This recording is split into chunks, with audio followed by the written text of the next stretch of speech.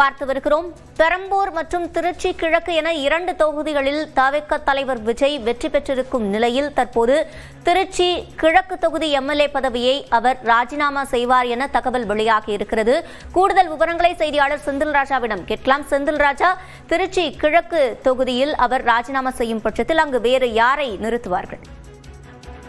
சிவரஞ்சனி, தமிழக வெற்றி கழகத்தின் தலைவர் விஜய் தற்போது 2 தொகுதியில் வெற்றி பெற்றிருக்கிறார். நாம் ஆரம்பத்தில் இருந்து கூறியிருந்தோம் 2 தொகுதியில் அவர் போட்டியிடுவார் என்று. அதே போல் அவர் 2 தொகுதியில் போட்டியிட்டு இருந்தார். அதுவும் குறிப்பாக திருச்சி கிழக்கில் அவர் போட்டியிடுவார் என்றும் நாம் கூறியிருந்தோம்.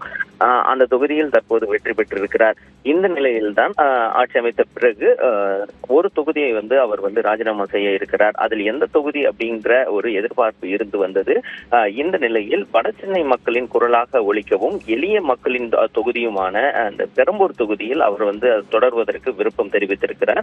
அதே போல் திருச்சி கிழக்கு தொகுதியை அவர் ராஜினாமா செய்ய இருக்கிறார். அந்த தொகுதியில் முன்னாள் அமைச்சரான கூப்பா கிருஷ்ணன் போட்டியிடுவதற்கான வாய்ப்பு இருப்பதாக தெரிவிக்கிறார்கள். குறிப்பாக பார்த்தீர்கள் கூப்பா கிருஷ்ணன் தற்போது அவர் லால்குடி தொகுதியில் போட்டியிட்டு அங்கு தோல்வி அடைந்திருந்தார். இந்த நிலையில்தான் திருச்சி கிழக்கு தொகுதியில் விஜய் ராஜினாமா செய்யும் பட்சத்தில் அந்த இடத்தில் கூப்பா கிருஷ்ணன் போட்டியிடுவதற்கான வாய்ப்பு வழங்கப்பட இருக்கிறதாக தகவல் கிடைத்திருக்கிறது. சிவரஞ்சனி, விவரங்களை வழங்கியமைக்கு நன்றி செந்தில் ராஜா.